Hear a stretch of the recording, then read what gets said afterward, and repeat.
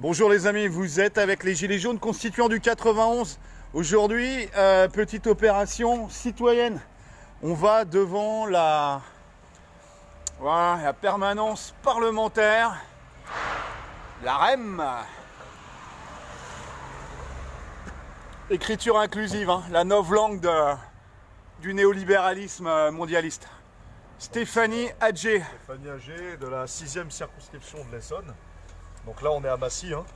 Massy, Palaiseau, là on est dans le nord-ouest de l'Essonne. Et Massy est une commune qui va jouer un rôle fondamental dans le Grand Paris Sud.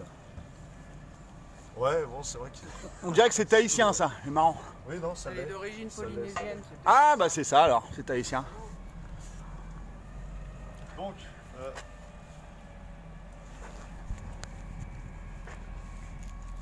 là on a un raté parce qu'apparemment c'était le matin où elle recevait les infos qu'on avait. Et en fait, c'est de 13h à 17h l'ouverture de la permanence. Mais dans les rendez-vous, normalement, elle reçoit ce matin. Elle reçoit ce matin, c'est pour ça qu'on est là alors. Voilà, prise de rendez-vous. Ah, ça c'est son assistant parlementaire. C'est bien ça, donc il est censé avoir des gens. Assemblée nationale. Voilà. Alors, pour la petite histoire, Madame Adjé remplace Amélie de Montchalin. Amélie de Montchalin, membre du siècle, membre de plusieurs clubs élitistes, et Young Leaders. De la Elle est Young Leaders, Madame Adjé? Non, mais celle la qui citoyenne Adjé? Non, c'est Madame Amélie. Bonjour citoyenne, vous êtes en live sur Facebook? On pourrait être reçu par vos soins? Et en quel. Bah vous êtes un personnage public de la République. C'est la permanence. Bonjour, voilà, la permanence, on est là. On va Voilà. être avec vous, mais en toute bienveillance, ne vous inquiétez pas. On est des gilets jaunes. C'est un sujet très sérieux, madame. Ah, mais il y en a plein. La dette publique française. La dette publique. Oui, la dette D'accord. publique. C'est un sujet pour nous qui nous tient à cœur parce qu'on pense que c'est en s'occupant de ce sujet-là qu'on pourra débloquer des fonds pour nos politiques publiques. Intérêt de la dette. Donc vous avez des propositions à me faire. Ah oui. Tout à fait. Tout à D'accord. fait. Écoutez, je vais vous recevoir. Ah, bah Je c'est vous demande gentil. 5-10 minutes. Non, bien sûr, il n'y a pas de Merci souci, nous beaucoup. on est devant. Voilà. Bon, on va attendre un petit peu, bah, c'est bien, parce que je sais que c'est pas tous les. Tout le monde sait que tous les parlementaires n'ont pas cette envie forcément d'échanger avec le grand public. Bon, d'un autre côté, voilà, on lui a pas trop laissé le choix, quoi. On l'attend devant sa permanence. Et bon, effectivement, les sujets, voilà, les sujets de la dette publique française, c'est le sujet du moment, c'est le sujet le plus important pour nous, qui nous permettra d'opérer une bascule et un paradigme dans notre société pour pouvoir enfin avoir une vraie politique publique digne de ce nom. On ne peut pas avoir changé de système, on ne peut pas penser l'avenir de la France sans penser la dette publique et la fin de cette dette illégitime et odieuse. Donc c'est ce qu'on va expliquer à Madame la députée, et on a évidemment des propositions à faire, notamment les intérêts de la dette. Qu'est-ce qu'on fait concrètement des intérêts de la dette illégitimes? Donc, je vous Les le rappelle, 42 milliards, c'est ça? 42 milliards, entre 42 et 43 milliards par an. Vous débloquez 43 milliards par an. Si on s'occupait aussi de l'évasion fiscale, on va en parler. L'évasion fiscale, c'est entre 80 et 120 milliards d'euros par an. Voire plus, un sénateur plus. Boquet, et lui Donc, partait sur 150. Si on récupère ces 80 milliards, on va dire minimum, avec 80 milliards, vous faites quoi? Vous faites de la politique publique. Vous vous occupez des hôpitaux, vous donnez de l'argent à nos pompiers, à nos personnels hospitaliers. Enfin, on règle pas mal de problèmes quand même, mais c'est des solutions concrètes. On n'attendra plus 6 Voilà. heures aux urgences alors? Non, on attendra plus 6 heures aux urgences. Tu auras des hôpitaux dignes de ce nom, tu auras des services dignes de ce nom. Des services d'urgence dignes de ce On nom. sera plus en désert médical alors? Avec du personnel, en théorie non. Si justement on fait une politique d'aménagement du territoire digne de ce nom aussi. On planifie alors? Planification un La petit peu? planification, pourquoi D'accord. pas, pourquoi pas. On peut parler de commissariat au plan, de crédit productif. Enfin, il y a Parce plein que de choses. chez moi, j'ai pas de médecin traitant, tu vois. Il n'y en a pas, il n'y a pas de médecin. On fait Justement, comment alors? Justement, pourquoi tu n'as pas de médecin justement dans ton désert médical? Parce que tout Parce qu'il n'y a pas de simplement- médecin? Non, parce C'est pas que rentable? Parce que les médecins ne sont pas attirés. Il y a beaucoup de choses aussi en interne au niveau de la médecine qu'il faudrait peut-être aussi changer dans la France future.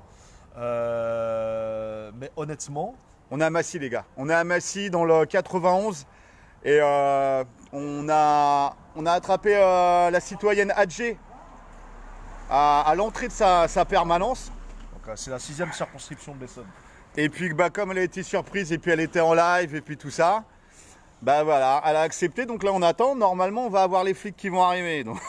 Mais on est reçu quand même, et c'est vrai, il faut le dire. On n'est pas reçu, on est sur le trottoir. Non, Qu'est-ce que elle tu racontes? va prendre le temps de nous recevoir. On attend juste. Toi, t'y crois encore? J'y crois, oui, parce que Ouais. j'y crois parce que ça s'est dit en live. Ouais. Tu peux pas faire tu peux pas faire retour en arrière. Non, mais ceci dit, ça serait intéressant parce que là, ça serait une première qu'on puisse avoir la citoyenne en live. En général, quand on fait des lives avec les députés, la tête n'est pas prise, etc. Bonjour, citoyenne. Un truc, mais allez-y, on reçoit. On va relancer à partir de non, je ton n'ai portable. Pas appelé la police. Voilà. Ah, à la différence de votre Oh. collègue Marie-Pierre Rixin. C'est une bonne chose. Je dis ça parce qu'on a eu Non, d'accord, mais. désagréable surprise. Vous savez, quand on aborde les personnes qu'on ne fait pas, on peut d'abord se présenter. C'est tout à fait Voilà. normal. Nous sommes un Y collectif a pas de gilets jaunes. Moi, j'ai toujours été Oui. quelqu'un de terrain, je suis toujours accueillie, je suis toujours ouverte au dialogue. Voilà, donc il y a des abords Ça fait plaisir. sur lesquels on peut. Oui, mais. Voilà, Ah, vous avez un parce que ça, abord, c'est elle va appeler les flics. non, pas du tout, pas du tout. On a juste une Vous expérience connaissez pas, terrain. Je suis un personnage public, certes, mais bon, on n'aborde pas quelqu'un qu'on ne connaît pas de cette façon. Tout à fait. Allez-y. Bon, ne vous inquiétez pas, on reste pacifique. Sors et bienveillant. l'autre, parce que je vais être à court de batterie et je voudrais bien tout avoir. En tout cas, Et on va se présenter. Nous sommes un collectif de gilets jaunes. Les gilets jaunes constituants. problème de connexion. Exactement. Et en fait, ça veut dire alors constituant, parce qu'on pense à réécrire notre constitution. Parce qu'on pense qu'il y a un problème aussi dans la constitution. D'accord. On pense que c'est au peuple d'écrire la Constitution Voilà. et pas à ses représentants, puisque c'est censé être la loi au-dessus de la loi. Voilà. Donc en fait, ce collectif-là, on est en train de se structurer et faire un maillage national. Donc dans plusieurs départements, on est représenté. On est gilets jaunes avant tout, hein, même si on s'appelle Constituant. Et notre objectif à nous, c'est la fin de ce système, clairement, parce qu'on arrive à la fin. On arrive au bout du bout. Je pense, hein, c'est ce qu'on pense tous, on arrive au bout du bout. Et que nous, on voudrait que ce soit les citoyens qui écrivent les règles de la représentativité et du pouvoir. Et c'est à nous de décider à travers un processus constituant quel sera l'avenir de la France. Donc nous, on pense à une démocratie directe. Et nous, ce qu'on souhaiterait aborder avec les élus de la République, c'est de comprendre les causes de tous ces problèmes-là. On veut donc aller à la racine des choses. Et la racine des choses et les causes, au jour d'aujourd'hui, pour nous, c'est la dette publique, c'est les réseaux d'influence au sein de la République, c'est le copinage, c'est le système représentatif qui est à bout de souffle et qui ne représente pas les intérêts des Français. Et surtout, ce qu'on pense, c'est qu'aujourd'hui, ce n'est pas le gouvernement qui dirige ce pays, mais plutôt l'Union européenne, les technocrates de Bruxelles et surtout les financiers, ce qu'on appelle nous l'oligarchie bancaire. C'est ça pour nous aujourd'hui qui dirige le pays, et ça, c'est pas entendable pour nous. Donc en fait, le but d'échanger avec vous, c'est justement d'essayer de voir quelles sont les propositions que les citoyens comme nous pourraient faire remonter aux élus de la République, et surtout l'urgence du moment pour nous, puisque comme vous le savez, les Gilets jaunes se sont levés contre une pression fiscale, contre des injustices au niveau économique et fiscal, notamment avec la taxe carburant et tout. Ça, c'était le début. Maintenant, on s'aperçoit qu'il faut aller plus loin, et on souhaiterait vraiment que les élus prennent leur responsabilité de remonter les informations des citoyens des Gilets jaunes au sein du gouvernement, que vous fassiez et vous créez des commissions, notamment une commission, la commission des finances, il me semble que c'est elle qui gère la problématique de la dette publique, et il serait temps que vous montriez à tous les citoyens la vérité sur la dette publique. Vous savez qu'on a un gros problème, c'est qu'il y a une ordonnance qui a été signée en 2014 par le président François Hollande, qui n'est plus en poste. Cette ordonnance interdit aux Françaises et aux Françaises de connaître les créanciers de notre pays. Au jour d'aujourd'hui, on ne sait pas à qui on doit de l'argent. Le Français ne connaît pas les créanciers de son pays. Est-ce que vous trouvez ça normal ? 2400 milliards, ça vous le savez, qui n'est pas remboursable techniquement. C'est entre 42 et 43 milliards d'euros par an, juste les intérêts de la dette. Et vous savez que c'est un poste budgétaire quand même.